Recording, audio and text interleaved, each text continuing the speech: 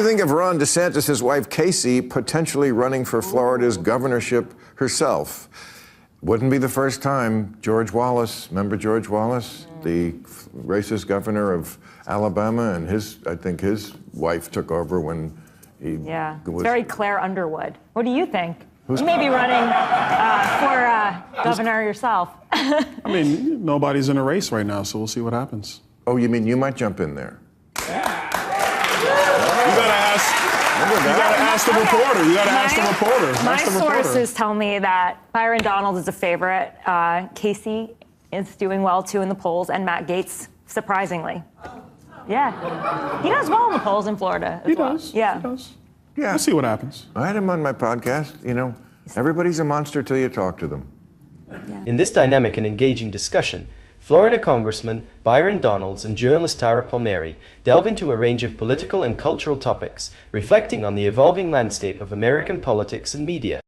Hosted in an informal, yet insightful setting, the conversation touches on everything from the impact of social media influencers in the White House press corps to speculation about Casey DeSantis' potential gubernatorial bid in Florida. The dialogue also explores the shifting cultural aesthetics around Mar-a-Lago, Trump's enduring influence on both Washington and Palm Beach, and the possible return of the former president to the White House Correspondents Dinner. With a mix of humor and political analysis, the conversation even takes a turn towards speculation on Trump's stance regarding Canada, adding a lighthearted yet thought-provoking element to the discussion. By blending political insight with media trends and cultural shifts, this discussion offers a glimpse into how personalities, power, and public perception continue to shape the American political landscape. Outgoing Canadian Prime Minister Justin Trudeau told business leaders that Trump is serious. Yes, I saw that. He thinks Trump is serious about annexing Canada and making it a 51st state. I mean, really, walk me through the mechanics of Greenland, Gaza, now Canada. The question is, how many electoral college votes are they going to get? That's the real question, because there are a lot of liberals up there. And not all, though. That's true. Canada is not quite the place you think it is everywhere, especially the Western. Lumberjacks and the lumberjacks are conservative. It is. But that's why I think it should be a territory. Why take the chance? A territory? You're kidding, right? Well, see, I don't know when you guys are kidding or not. That's the thing. You can't. There's no parity that rises above what the reality is. So you're going to have to tell me if you're kidding or not.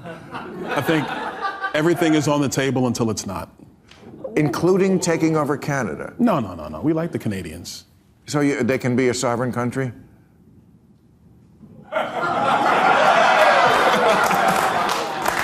Yes, you like the Puerto Ricans too, right? And we love Puerto Rico. Puerto Rico's great. Well, Puerto Rico they're already American citizens. Yeah. Of course they are, yeah. That's right. I mean, we'll see what happens. We wouldn't throw paper towels at just anybody.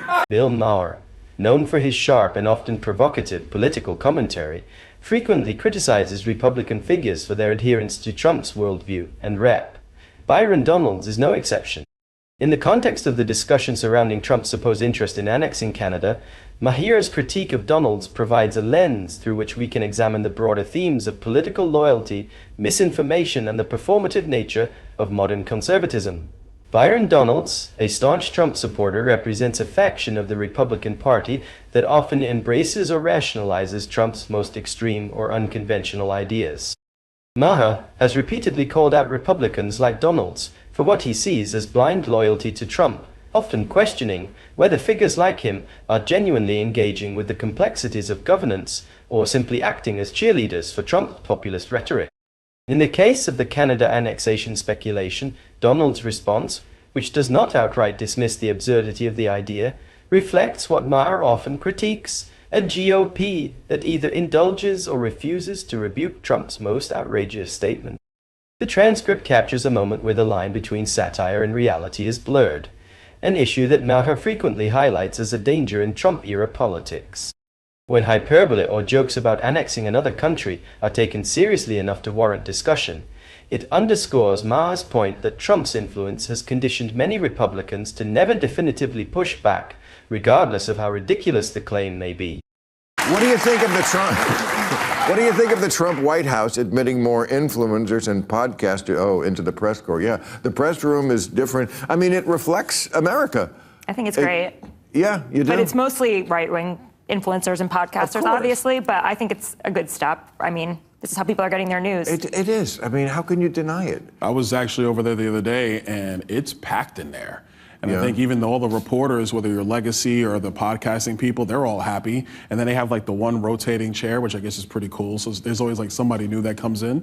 So this Yeah, is but you're at the White House, you're talking about? Yeah. But it was Axios that they gave the new media seat to, and that is to Mike Allen, who is like an established reporter in Washington. Axios has been around for like 5 years, sold for $500 million. I don't really consider it new media, and I thought it was interesting that that was their first Well, it new is. media. It is I new don't media know. because old media sells for $1. That is true. What do you mean by that? Well, that's what Bezos bought the Washington Post for. He bought it for like $1, didn't he? So, you know, the new Well, stuff. that's because he's he's worth like $500 billion. So it was, yeah. It's all relative. But I'm interested in this. You're at the White House. What were you just hanging around? I know some people over there, you know. The discussion on the Trump White House's inclusion of influencers and podcasters in the press corps is a revealing commentary on the shifting nature of political communication in the United States. The increasing presence of non-traditional media figures, many of whom are right-wing, signals a broader realignment in how political messaging is crafted, consumed, and disseminated. This phenomenon reflects both the changing landscape of journalism and the Trump administration's ongoing efforts to bypass legacy media institutions in favor of alternative channels that are often more favorable to his political narrative. Historically, the White House press corps has been dominated by legacy media outlets such as the New York Times, the Washington Post, and major television networks. These institutions, while not without their own biases, have long been seen as the primary gatekeepers of political information. The inclusion of podcasters and influencers, many of whom engage in explicitly partisan commentary rather than traditional journalistic inquiry, demonstrates a deliberate attempt to reshape media narratives from within. This development raises important questions about the future of political journalism. If the press corps is increasingly populated by influencers with clear ideological leanings, does this undermine the watchdog function of the press? While legacy media has faced accusations of bias, traditional journalists still operate under certain professional standards, including fact-checking and editorial oversight. Many social media influencers and podcasters, on the other hand, are openly partisan, and they prioritize entertainment value over journalistic integrity. Attend the White House Correspondents Dinner in April. Ooh. Well, I mean, many people say attending the Correspondents Dinner that year that Obama made fun of him from the podium is what was the motivator for him to get into the presidential race to begin with. I mean, he had been talking about it for years, so I don't think it's just that. But what do you think? I think he will probably do it this time, Me and I too. think he'll go there and just like spank the press Oh, and be absolutely. absolutely ruthless.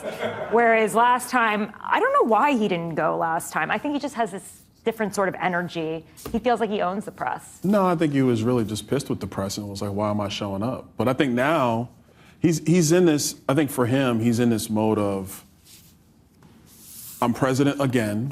You were all against me, but I won. So I'm going to do the victory lap. So I can see him definitely going, hitting the press a little bit, but then also being a little magnanimous and enjoying the event and taking off. But he- Not that part.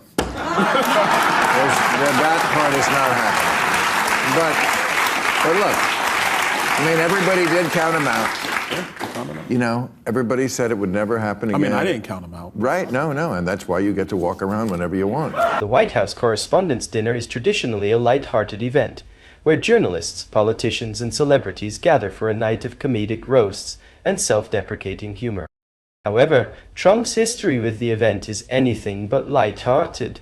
His most infamous moment at the WHED came in 2011, when then President Barack Obama publicly ridiculed him from the podium over his promotion of the Bertha conspiracy. Some political observers believe that the humiliation Trump suffered that night played a role in motivating his eventual run for the presidency.